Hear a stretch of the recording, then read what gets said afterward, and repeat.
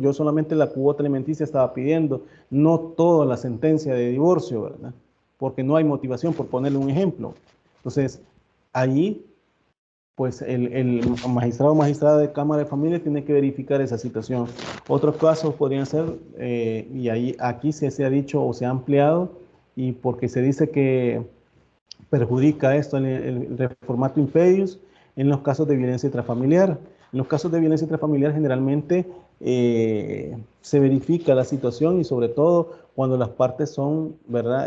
Se trata de evitar ese hecho de violencia que está imperante en la familia.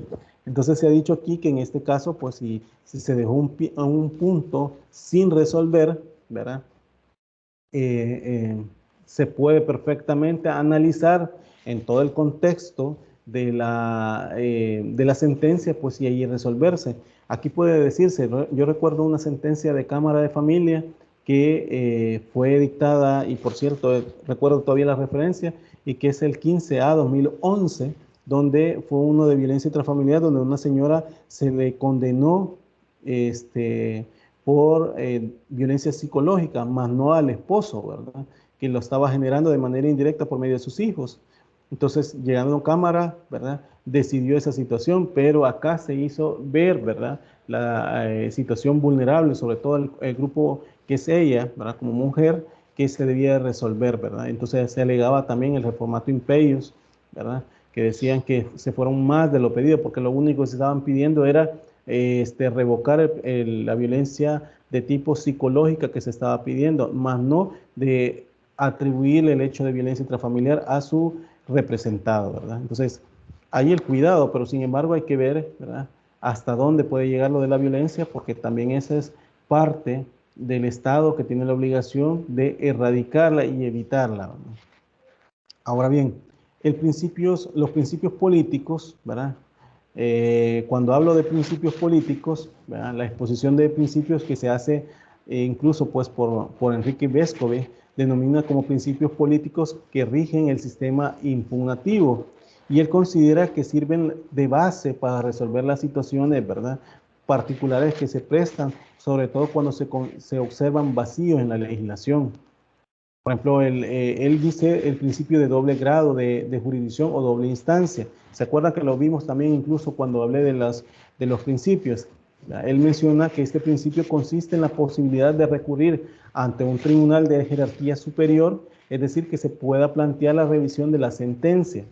¿Se acuerdan cuando hablamos de eso? Bueno, a pesar de que este sistema es prácticamente universal, se le hacen algunas objeciones, como por ejemplo que la mayor celeridad exige una sola instancia.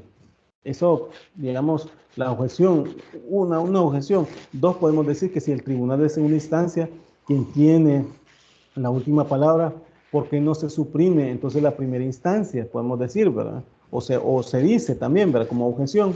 Una tercera se dice que los magistrados o magistradas, ¿verdad? Por su mayor edad, son más conservadores y cristalizan la jurisprudencia, ¿verdad? Que desarrollan pues, los jueces en primera instancia. Una cuarta objeción le dan que se puede evitar la mayor irreflexibilidad en el juzgar por el juez, ¿verdad? De primera instancia, por medio de un órgano colegiado de instancia única. Como respuesta a estas objeciones, pues incluso pues encontramos que frente a la celeridad se levantan las garantías que gozan las personas. La impugnación, ¿verdad? Nace de una ansia natural de justicia de parte del justiciable, ¿verdad? Por otra parte, pues la mayor experiencia de los magistrados superiores y la colegiabilidad que puede haber, ¿verdad? Porque son dos magistrados en Cámara, no significa que se limiten las novedades jurisprudenciales de los jueces de primera instancia. Es decir, que solo porque uno resuelve y en segunda instancia dos, ya sea un poco mejor la decisión, ¿verdad? Porque eso es difícil tomarlo o establecerlo con parámetros, sobre todo cuando dentro de una decisión se tiene que tomar, ¿verdad? Tiene que establecerse la que mejor convenga y sobre todo si es de la misma decisión los magistrados, esa la van a decidir, ¿verdad? Como que fuera un solo magistrado, ¿verdad? Entonces, esa crítica queda un tanto no tan reforzada para decir que primera instancia hay que quitarla. Podemos ver también un segundo, el principio de personalidad de los medios impugnativos, el efecto extensivo de los recursos que pueden haber, ¿verdad? Estos son dos principios opuestos entre sí, ¿verdad? Por una parte está el principio de la personalidad de los medios impugnativos, que según el cual, pues, la impugnación se da en la medida que una de las partes la plantea y con respecto a ella y no a otros sujetos procesales. En cumplimiento, ¿verdad? A este principio está el artículo 154 de la Ley Procesal de Familia, ¿verdad? Que delimita claramente quiénes pueden apelar. Y como les dije antes, ¿verdad? Puede apelar cualquier agraviado de las partes, parte demandante, parte demandada, tercero coadyuvante, incluso tercero excluyente, aunque no lo diga este artículo, y ¿cómo que se llama este? Y el procurador o procuradora de familia adscrito al juzgado de familia, ¿verdad? Luego se encuentra el principio de efecto extensivo de la impugnación, que en oposición al anterior nos da la posibilidad de que la decisión del órgano revisor pueda alcanzar a la parte que no ejercitó el correspondiente, ¿verdad? Accionamiento impugnativo. Eso lo debemos de tomar en cuenta también. Un tercero que se habla por parte de los principios políticos que habla Vescovi, ¿verdad? Un tercero podemos ver el principio de recurribilidad, ¿verdad? Según este principio, solamente ciertos actos o resoluciones se pueden impugnar. Es decir, serán impugnables únicamente cuando sean trascendentes o relevantes dentro del proceso. Es lo que conocemos como impugnación objetiva y lo contempla el artículo 147 de la Ley Procesal de Familia. Es decir, lo que puede causarle agravio a las partes, ¿verdad? Un cuarto, podemos decir, el principio de la limitación de la recurribilidad.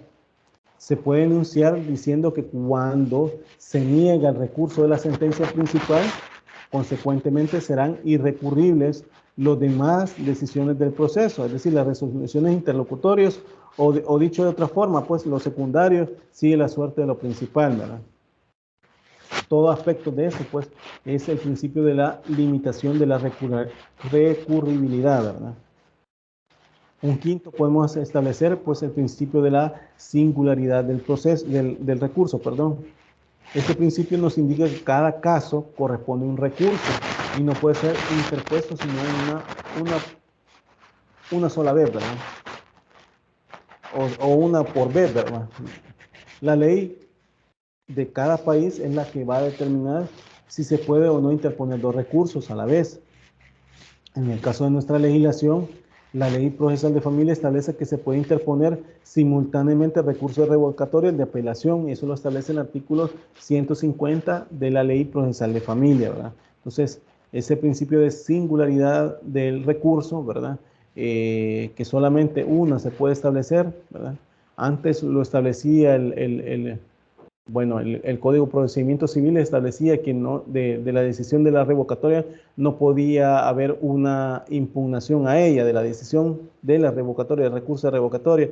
Entonces, basándose en ese supuesto, la Ley Procesal de Familia puso que era de manera subsidiaria, perdón, el de apelación, es decir, para que se conozca, a pesar que haya una decisión, se conozca en segunda instancia, ¿verdad?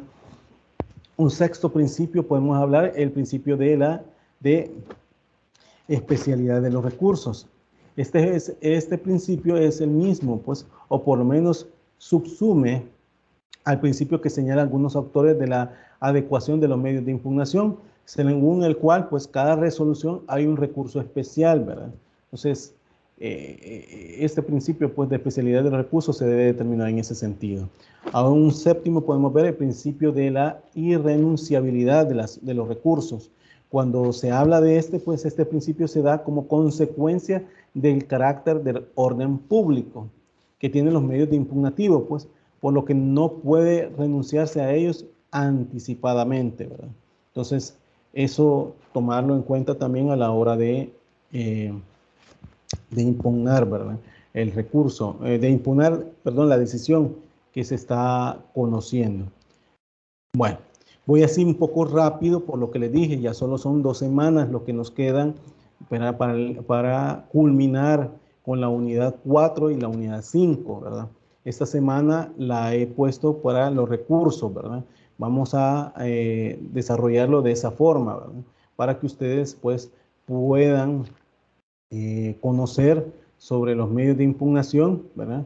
Y de esto pues algunas cosas, sobre todo los principios, lo vimos al principio, valga la redundancia, al principio del curso, ¿verdad? Entonces, ya ustedes se familiarizan de lo que yo estoy hablando, o al menos eso entiendo, ¿verdad? Porque ya lo vimos, ¿verdad? Entonces, solo estoy retomando para que ustedes puedan ir viendo, ¿verdad? Cómo es que se va estableciendo sobre los recursos. ¿Se va comprendiendo? ¿Me van escuchando? ¿Se van comprendiendo? Sí, ¿Hola? habló de los recursos de impugnación. Ok, ok, bueno.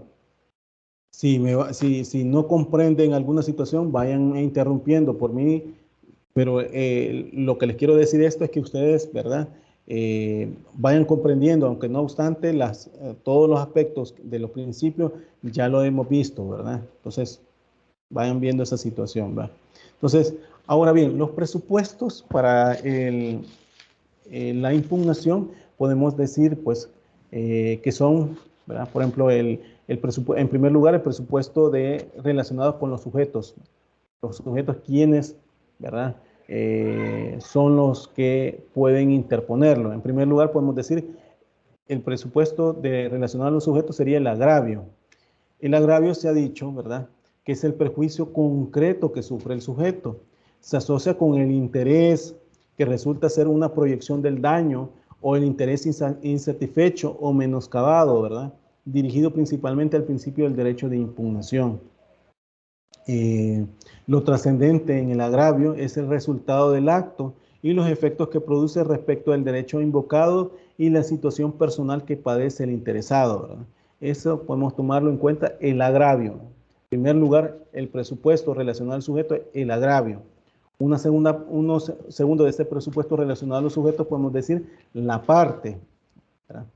Para poder impugnar un acto determinado, resulta necesariamente haber tenido intervención directa o mediata en él, o en su caso, ser alcanzado por las disposiciones de manera pues tal que justifique el derecho o el interés jurídico, ¿verdad?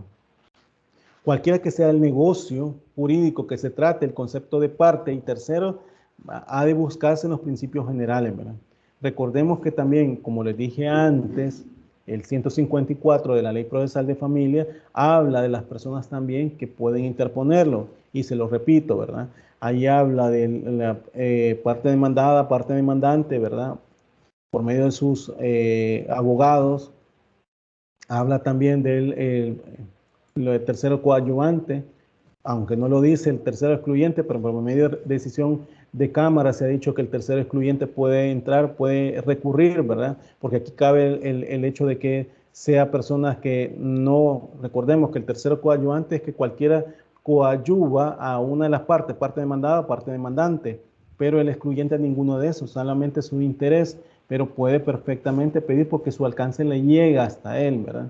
Sobre todo, ¿verdad? En uniones no matrimoniales también podemos ver que pueden establecerse para otros tipos de interés, otras personas que no les interesa o no pudiesen ser, ¿verdad?, parte integrante de la sentencia, del proceso, perdón, pero, ¿verdad?, en los alcances de la sentencia le pueden afectar y puede recurrir, ¿verdad? Entonces, esa situación también puede haber acá. Entonces, tomando en cuenta el presupuesto relacionado con los sujetos, vemos el agravio y la parte.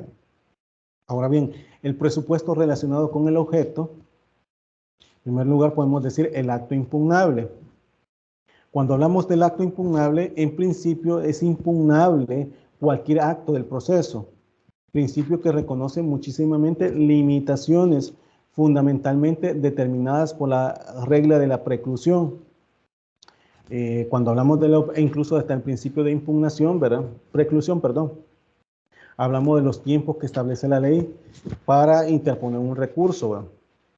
Entonces, resta por aclarar que la invalidación perseguida, ¿verdad?, puede ser parcial, dejando subsistente pues la parte del negocio no cuestionada y en tanto ello fuera posible, ¿verdad? O sea, ese es verificar sobre el acto de impugnable, ¿verdad? Una segunda podemos ver el lugar, tiempo y forma. Como todo acto jurídico que necesita formalizarse para lograr los efectos estipulados, la impugnación debe adecuarse su tránsito hacia el modelo, ¿verdad?, que cuestiona.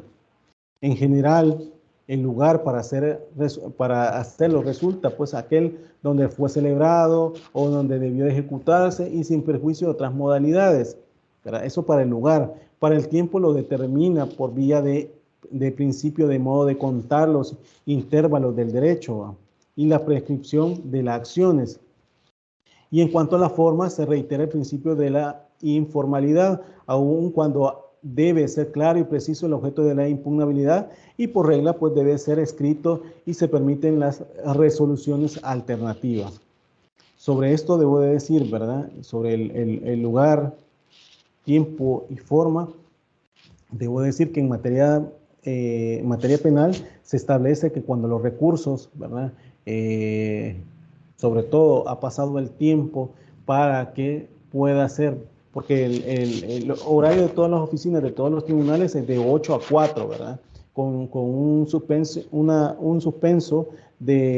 por almuerzo de 1 a 2, ¿verdad? Pero es de 8 a 4, entonces en ese tiempo tiene que ponerse el recurso. Sin embargo, en materia penal, en la ley procesal de familia, ley procesal penal, perdón, se me ha ido el artículo, pero por ahí por el 160, 168, ahí lo verifican ustedes, se me ha ido el artículo, habla de que cuando el juez de paz puede recibir los escritos que las partes interpongan y este juez de paz trasladarlo al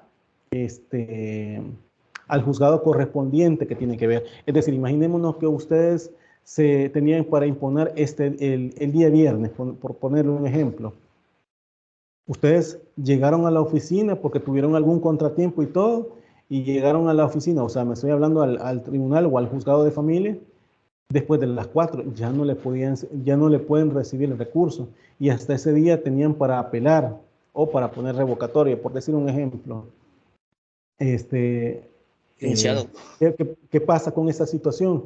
¿Qué pasa con esta situación? En Cámara hubo una decisión que se dijo, Cámara de Familia en la sección del centro, que para esos casos, como estaba una disposición determinada en la ley procesal penal, podía perfectamente recibirse y después direccionarse para el juzgado de familia y con eso pues potenciar el derecho de defensa de la contraparte. Sin embargo, la actual Cámara de Familia, conformación de Cámara de Familia en la sección del centro y tomando en cuenta las disposiciones del Código Procesal Civil y Mercantil que habla que todos los actos, y si no me equivoco es el 146 del Código Procesal Civil y Mercantil, que todos los actos deben de hacerse en tiempo determinado por la oficina, es decir, de 8 a 4. Entonces, acá ya se dijo que, bueno, el lugar tiene que cumplirse el juzgado de familia donde se dictó la resolución. El tiempo, obviamente, de 8 a 4 y la forma en escrito o, si es en audiencia, pues de forma oral, ¿verdad? Entonces, esa es la que se estableció para el caso, ¿verdad?, del presupuesto relacionado con el objeto, ¿verdad? El acto impugnable y 2, el lugar, tiempo y forma, ¿verdad? Eso para establecerlo. Perdón, alguien me estaba diciendo, esto lo estaba queriendo decir para que no se me fuera la idea, pero ¿quién es que estaba queriendo solicitar la palabra?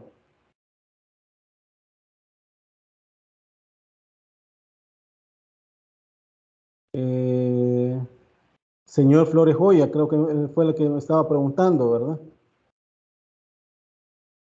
Flores Joya. Muy buenos días. Que estoy Sí, trabajando ya con los alumnos. Sí, ¿en qué le puedo servir, licenciado? usted no fue la persona que preguntó. No, yo no le he preguntado Bueno, ahorita. perdone. Bueno, O solo o que sea, se haya activado el micrófono así. Ahí me disculpa porque yo ahorita estoy trabajando con los alumnos. Pero al rato estoy atendiendo los demás y después voy a escuchar el video que ustedes. bueno, entonces si no hay preguntas hasta acá, pues sí, continúo, pues, pero el No, punto es ese. Hola.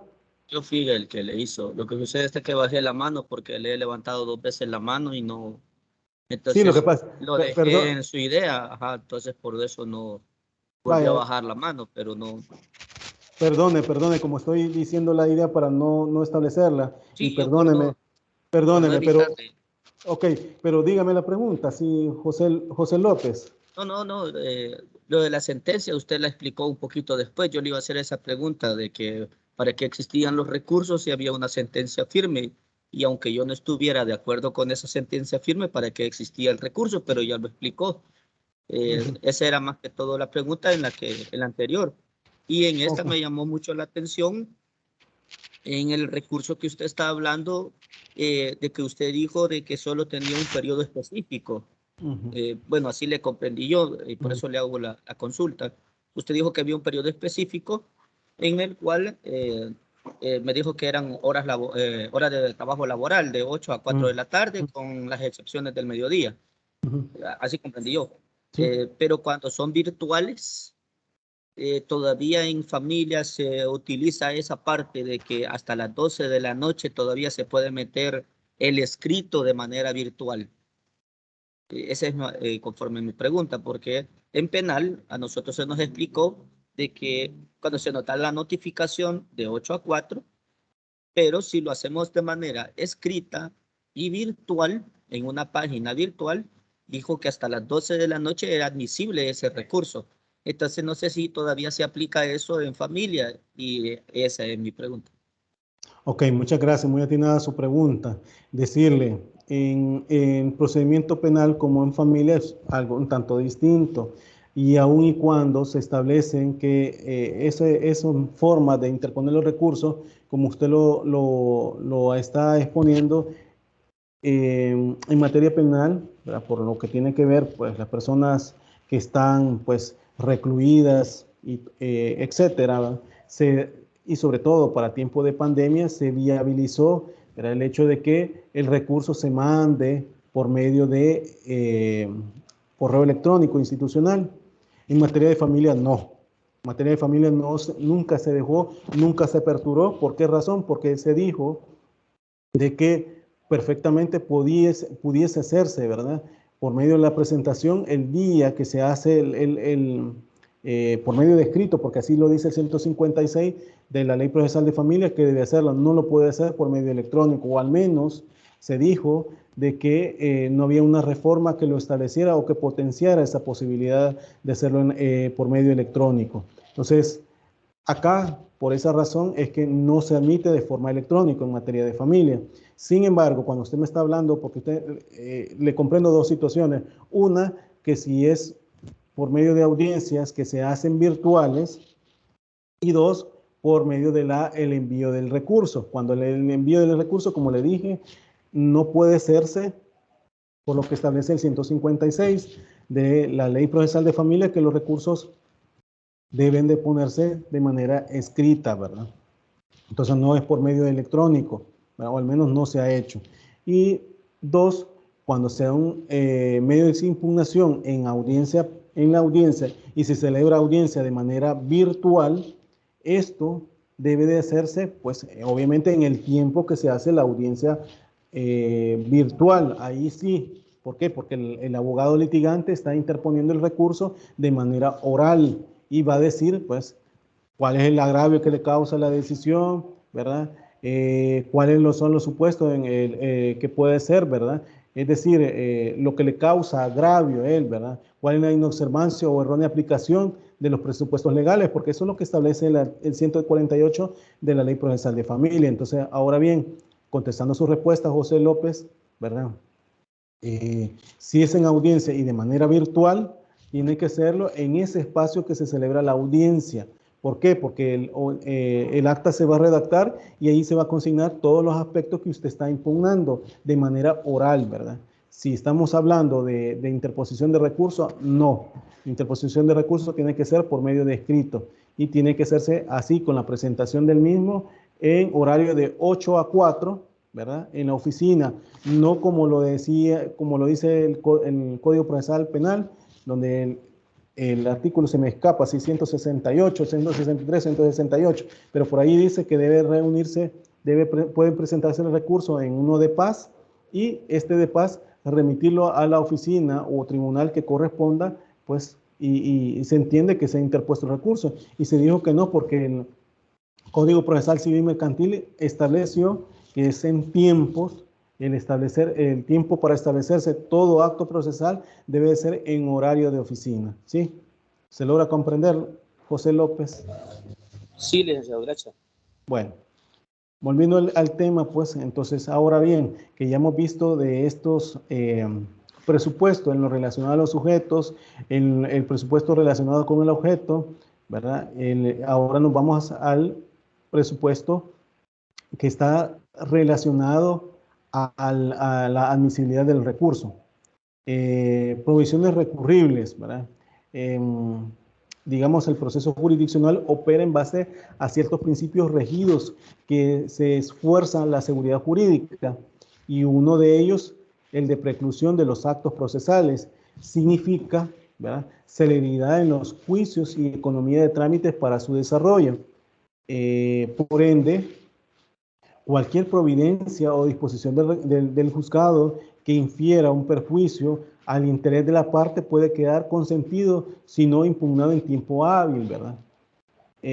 Empero de esto, pues la regla de la recurribilidad de los actos procesales en materia de impugnación requiere además el agravio. La medida puede ser cuestionada incluso, pues, pero la providencia recurrible es que obviamente establece determinarla y a la vez, pues, establecer el agravio, ¿verdad? ¿Cuál resolución yo estoy diciendo que me causa agravio? Porque puede ser que el juez dicte si en audiencia, si es en audiencia, puede ser que resuelva muchos aspectos de manera oral en audiencia, y ahí tengo que determinar yo cuál de esos estoy impugnando de forma oral. Si lo hago fuera de audiencia, por medio de escrito, ¿verdad?, porque la decisión así lo hizo el juez, también podemos determinar que esa decisión que hizo el juez por medio de escrito, ¿verdad?, puede establecerse, puede determinarse qué punto, o si es un todo o solo una parte de la decisión que estoy impugnando, ¿verdad? Entonces eso podemos ver sobre la providencia recurrible. Cuando también estamos hablando del lugar, tiempo y forma, ¿verdad? Y eso también retomándolo para el caso de la presupuesto de admisibilidad de recursos, ¿verdad? Se ha dicho incluso por muchos autores y buena parte de la doctrina que los conceptos generales sobre la admisibilidad y la procedencia son válidos para todo el campo del proceso y se aplican a la pretensión, ¿verdad?, que pueda repelerse, ¿ya?, por falta de uno de los otros requisitos, y también a la materia probatoria. Sin embargo, el mismo autor, los mismos autores, pues, como por ejemplo Hitler, que es uno, pues, que se estableció por parte de la doctrina, ¿verdad?, que aclara que estos principios no son válidos en materia recursiva, y compartiendo con, pues, incluso con Palacio, ¿verdad?, sobre todo cuando sostiene, pues, que pese a la sustancialidad, coincidencia, pues, que el concepto de admisibilidad guarda con referencia a las pretensiones y a los recursos, pues, debe repararse en las circunstancias de que mientras la ausencia de algunos requisitos de admisibilidad correspondiente a la primera, pues, solo puede declararse a petición de la parte demandada. Y en materia de recursos, el control referente, ¿verdad?, a la recurrencia de dichos requisitos incumbe incluso, pues, a los órganos judiciales, ¿verdad?, quienes en todo caso y sin perjuicio de las observaciones que puedan formular las partes, se hayan habilitado para declarar de oficio la inadmisibilidad de la impugnación. Con relación al lugar, ¿verdad?, pues hemos hablado, ¿verdad?, que se deduce, ¿verdad?, ante el mismo tribunal que dicta la providencia, con algunas excepciones cuando se admite un planteo ante el superior, pues. Digamos, con el tiempo, pues, ha variado la suerte que antes permitía la historia de los recursos, pues existe un plazo para interponer lo que no admite ampliaciones mayores a las que el mismo ordenamiento tolere, ¿verdad? Los plazos son perentorios y fatales. Cuando hablamos perentorios y fatales es que no admiten movilidad en el tiempo, aún promoviendo causas justificativas, ¿verdad? Las formas para derivar los recursos varían de acuerdo con la providencia que se cuestiona. Puede programarse otros requisitos formales de procedencia, y tales como el afianzamiento, ¿verdad?, o el depósito previo del importe del capital e interés de la condena contenida en la sentencia definitiva, ¿verdad?, que condiciona que sean declarados como que no violatorias a los principios constitucionales, pues, de igualdad y debido proceso. Recordemos que en materia de familia, las sentencias condenatorias sobre todo son en el caso de un alimento, pero en el caso de sentencias de pérdida o suspensión de la autoridad parental, de divorcio, ¿verdad? Entonces, pueden establecerse, ¿verdad?, de alguna manera, ¿verdad?, aunque esta última de divorcio es declarativo, pues, pero en el caso, ¿verdad?, son pues providencias que de alguna manera, pues, deben de determinarse y pueden establecerse, ¿verdad?, a partir de esa situación, ¿verdad?, para impugnarse, ¿verdad?, como presupuesto de admisibilidad del recurso, ¿verdad? Bueno, una vez haber establecido esto de la impugnación, ¿verdad?, de los presupuestos, vamos sobre el caso de la motivación de impugnación. Cuando hablamos de la impugnación, de la motivación, debo decirle que la impugnación puede tener lugar por los motivos incluso, pues, por ejemplo, error improcedendo, error injudicando. Cuando hablo del error improcedendo, consiste en la desviación o apartamiento de los medios señalados, pues, por el derecho procesal para la dirección del juicio. Se puede dar, pues, error propio o error de las partes, pero en ese apartamiento, ¿verdad?, se puede llegar a disminuir las garantías del contradictorio y privar a las partes de una defensa plena de su derecho. Este error comprende, pues, la forma de los actos, su estructura externa, su modo natural de realizarse, ¿no? Entonces, ese es el error improcedendo, ¿verdad? En el error injudicando, ¿verdad?, este error o desviación no afecta a los medios de hacer el proceso, sino a su contenido. No se trata ya de la forma, sino del fondo, del derecho sustancial que está en juego en él, pues, ¿verdad? Entonces, este error consiste normalmente en aplicar una ley inaplicable, en aplicar mal la ley aplicable o en no aplicar la ley aplicable. ¿Cómo decirlo? Puede consistir asimismo, pues, en una impropia utilización de los principios lógicos o empíricos del fallo.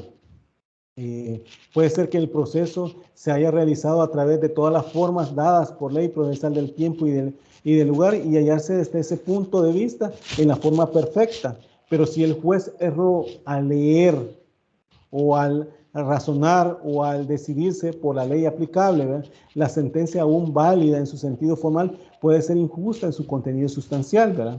El error injudicando, cuya consecuencia natural es la sentencia injusta, constituye lo que en nuestro derecho se llama, con una palabra de absoluto casticismo, podemos decir, el agravio, y la sentencia que es el fruto de error improcedendo, pues, y que constituye obviamente lo que se conoce con todos los órdenes de derecho en el nombre de nulidad, ¿verdad? Entonces aquí vemos, pues, el error improcedendo, ¿verdad?, que en el proceso, en el dictado de la decisión fue errado por el juez, no valoró la prueba, etcétera, etcétera. Y en el error injudicando es que se alejó el juez de resolver sobre lo que se pedía, de aplicar normas que no son correctas, ¿verdad? Y que por ende esto sería una nulidad, ¿verdad? Recordemos, y se lo vuelvo a decir, conforme al 161 de la Ley Procesal de Familia, el juez puede, ¿verdad?, confirmar la decisión, revocar la decisión, modificar la decisión o en todo caso anular. Y esta última es sobre todo de este error injudicando, ¿verdad?, que les estoy explicando a ustedes, que puede hacerse porque es acá, pues, que el nombre de la nulidad, ¿verdad? Ahora bien, efectos de la impugnación, podemos decir, ¿verdad? La aspiración a la revisión de los actos es natural y la jurisdicción se organiza de modo que no agota en un mero acto, sino que continúa en las etapas revisivas, ¿verdad? La impugnación con un efecto revisivo natural, ¿verdad?, que tiende a perfeccionar las decisiones en busca de la justicia. Su efecto connatural parece entonces, ¿verdad?, el devolutivo, aun cuando existen otros, como lo veremos posteriormente, ¿va? Pero eso es el efecto que podemos establecer, pues, de la impugnación. Ahora bien, el efecto devolutivo, que es el que se determina, ¿verdad? Tanto se determinaba en el Código de Procedimientos Civiles y ahora en el Código Procesal Civil Mercantil, ¿verdad? Este efecto devolutivo responde a una designación de origen histórico que consiste, pues, en desprendimiento, ¿verdad?, de la jurisdicción por el órgano que dictó el acto, y frente a la impugnación entrega a la jurisdicción facultad de juzgar al superior, ¿verdad?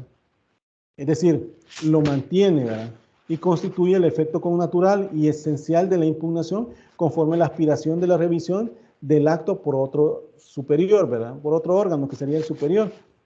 Se puede afirmar que no todos los medios de impugnación son devolutivos, puesto que existen algunos que se resuelven ante el mismo órgano que dictó el acto.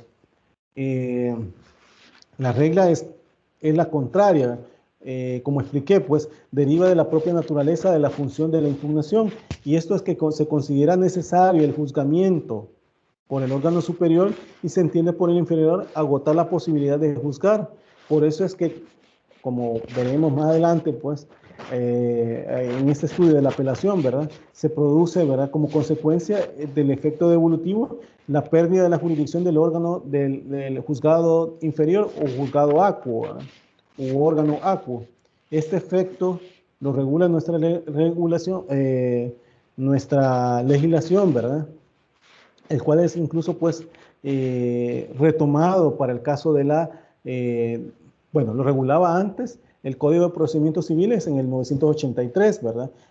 Pero ahora en el Código Procesal Civil Mercantil habla, cuando empieza a determinarse el 500 en adelante, de lo devolutivo, y en materia de familia, sin embargo, lo devolutivo tiene que corresponder incluso conforme a la 83 de la Ley Procesal de Familia, y sobre todo si esta situación tiene que determinarse a partir de su ejecución. Por ejemplo, en alimentos se mantiene que es devolutivo. ¿Por qué? Porque el juzgado de primera instancia lo eleva a segunda instancia. ¿Para qué? Para que conozca. ¿Para qué? Para verifique sobre la capacidad y necesidad de las partes, y para verificar si en verdad la cuota que se estableció por el juzgado de primera instancia fue correcta o no. Y sobre esa decisión, pues, obviamente, juzgado de primera instancia sigue conociendo solamente para la ejecución. Eso lo dice el 514 del Código Procesal Civil Mercantil, que es de aplicación supletoria, ¿verdad? Sin embargo, debemos de decir que esto en alimentos obviamente no va a estar esperando mientras se resuelva el recurso y elevación, pues, por parte de la persona, el tribunal de segunda instancia. Ahí se va a otorgar la cuota alimenticia. Ese es el punto. O sea, lo devolutivo es que siempre se siga ejecutando, no se suspende, siempre se ejecuta esa cuota alimenticia por el ejemplo que les he puesto, ¿verdad? Y a pesar que hay un recurso de por medio, ¿verdad? Entonces sería el efecto devolutivo. Cuando hablamos del efecto suspensivo, por principio, pues la introducción del acto impugnativo impide el cumplimiento del acto impugnado. El efecto suspensivo significa que el acto impugnado no puede ejecutarse, que queda en suspenso el ser denunciado por ilicitud o invalidez, lo que tiene cierta lógica, puesto que si se da la garantía de la revisión por el órgano superior, no parece razonable que el acto impugnable se cumpla, ¿verdad? La afirmación hecha, pues, de que la suspensión alcanza el acto, ¿verdad?, impugnado, significa que en principio no afecta a los demás actos ni el desarrollo del procedimiento mismo, salvo que la continuación de este sea incompatible con la impugnación o la posible revisión del acto, ¿verdad? Entonces, pero acá vemos que este efecto suspensivo pueden ser por el caso de pérdida de la autoridad parental, suspensión de la autoridad parental, divorcio incluso, ¿verdad? Entonces se suspende su ejecución para que se envíen los oficios y todo por parte del juzgado de primera instancia, porque se requiere el conocimiento de un juzgado de segunda instancia para verificar si procede o no, ¿verdad? Entonces, ahí vemos el caso, pues, del efecto suspensivo. Cuando hablamos de efectos extensivos, el efecto extensivo o comunicante de la impugnación consiste en que se extiende la parte que no realizó el acto impugnativo, pero que se halla en situación idéntica de aquel que se presenta la impugnación. O sea, esto en el caso, pues, de los liticonsorcios. ¿Se acuerdan cuando hablamos de los liticonsorcios? Bueno, entonces el efecto extensivo surge a veces de normas legales expresas, ¿no? La cuestión se hace más discutible cuando no existen tal norma expresa, ¿no?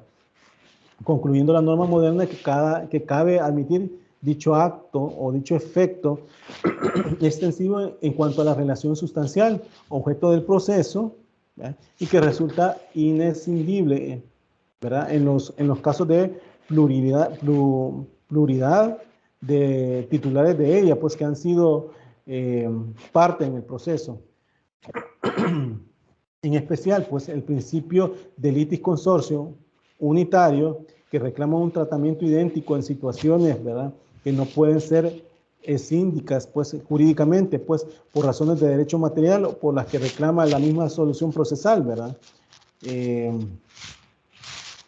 Por último, puedo decir, pues, que se trata de un instituto que solo se da, ¿verdad?, cuando la naturaleza de la relación jurídica así lo exige por inescindibilidad, ¿verdad?, o unitariedad, ¿verdad?, si no rige el principio general de la personalidad del recurso.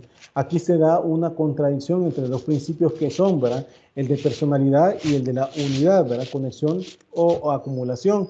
Y frente a esto hay que decidir cuál de los dos principios va a predominar, ¿verdad?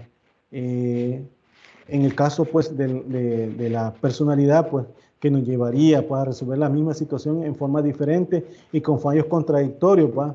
Y en el caso de la unidad, ¿verdad?, que requiere tratamiento unitario y a un conjunto de las mismas situaciones, ¿verdad? En nuestra ley procesal de familia está aplicado en relación a la intervención del litisconsorcio, conforme a lo que dice el artículo 13, ¿verdad?, y siguientes de la ley procesal de familia. Y sin embargo, la apelación solo regula la adhesión, ¿verdad?, la apelación adhesiva, perdón, que solo regula el artículo 157 de la ley procesal de familia, ¿verdad? Entonces, eso para poner los efectos.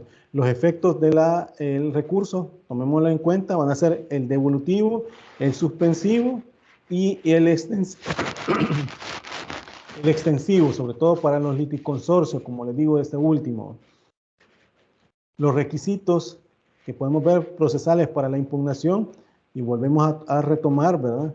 Serían, pues, el agravio, la legitimación necesaria para recurrir y para recurrir, ¿verdad? Esos serían como los requisitos, los dos requisitos necesarios para con ello, ¿verdad? Entonces, sobre esto vamos a hablarlo más detenidamente el día viernes, ¿verdad? Para entrarnos de lleno a los recursos, ¿verdad? Si no hay alguna pregunta por parte de ustedes, me disculpan porque voy rápido, pero es con el hecho de que ustedes también puedan desarrollarlo. Ya vamos, solo nos queda esta semana y la otra de clase, y de ahí pues estamos interponiendo pues obviamente el desarrollo de la temática, ¿verdad? Entonces, eso por un lado. Por otro, también debo decirles, reiterarles que la actividad académica, como son los laboratorios, voy a ponerlo sobre todo esta semana.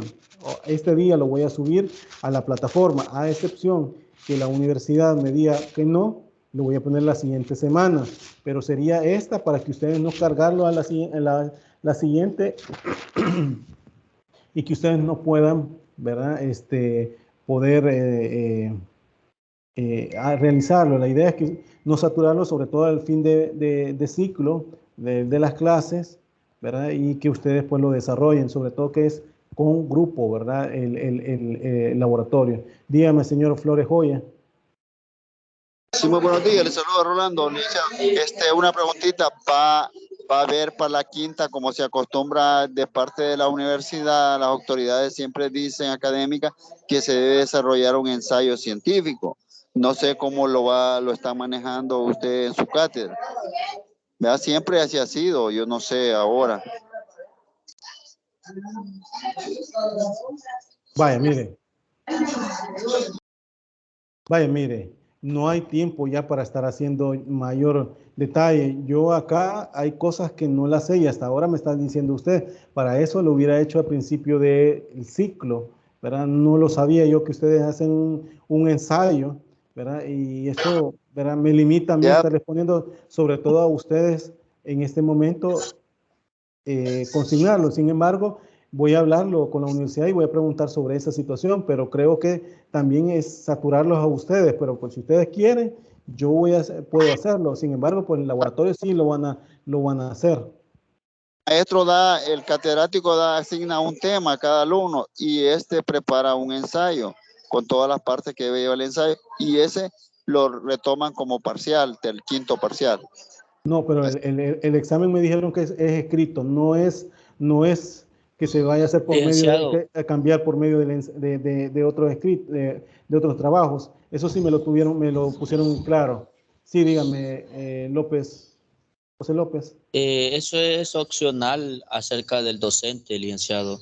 Y eso lo puede averiguar con la misma UTEC. No todos los docentes de las diferentes carreras hacen el mismo procedimiento de los demás.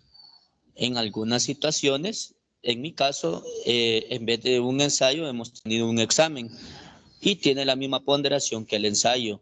Así que no es una regla rígida y en la cual la toma la mayor viabilidad del docente. Pues yo creo que solamente es una sugerencia del señor Joya, de lo cual se nos ha estado. Hay docentes que son más específicos y desde el inicio nos dicen de que vamos a hacer un ensayo al final de la carrera acerca de todos los temas que hemos visto y se hace un resumen con un artículo científico, pero no es, ¿cómo se llama?, algo rígido. Mi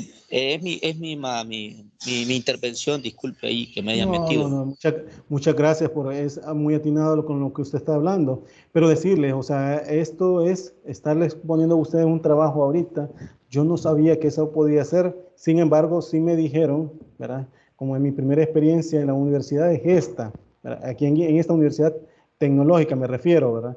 Y no así en las demás universidades. Sin embargo, me dijeron que el examen no se podía cambiar, el examen sí tenía que ser siempre. Dígame, José López. Sí, y en otras materias, bueno, no sé, ¿verdad? Tal vez usted va a dar clases en otros periodos. Entonces, cuando al final se llega a la determinación de que va a haber un examen científico para no sobrecargar, pues durante el tiempo que va pasando, el licenciado, bueno, en mi caso, en vez de hacer una actividad, nos pedía como un avance del artículo científico, nos pedía las carátulas, diferentes cosas, y así la iba intercalando entre el periodo y eso nos iba dando una ponderación. Al final el artículo científico quedaba terminado y eso nos daba una ponderación ya, y a medida iba avanzando el artículo científico, así también nos iba diciendo lo bueno, lo malo, lo que no se podía hacer y le daba tiempo al docente también para irlo revisando detenidamente. Exactamente, pero el punto es que aquí ya estamos para 2 semanas, ¿verdad? Y está bien difícil el tiempo, pero voy a preguntarlo. En todo caso, ahí están revisando la plataforma y los correos que hay, todo eso se los voy a decir en el transcurso del día, ¿verdad? Bueno, pues, si no hay más preguntas, pues nos quedamos hasta acá y continuamos la siguiente clase que sería el día viernes, ¿verdad? Cuídense hoy y tengan un feliz día. Pase un buen día, licenciado. Buen día. Entonces, muy buenos días. Buen día.